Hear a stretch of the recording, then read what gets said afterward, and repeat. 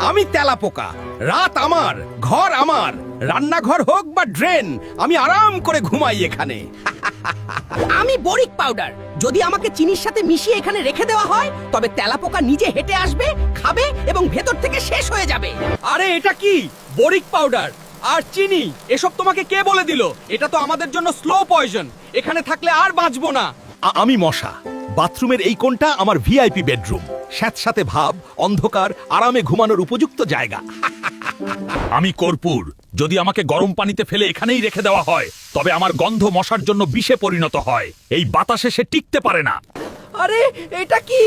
এই কর্পূরের গন্ধ, নাক জ্বলছে, এই বাতাস আমার সহ্য হবে না, এখানে থাকলে আর বাঁচবো না। আমি পিঁপড়া, মিষ্টি হোক বা রুটির টুকরো, আমি তোর খাবারের মধ্যে আরামে ঘুমাই। তুই খাওয়ার আগে তো দেখিসও না, আমাকে আবার তাড়াবি।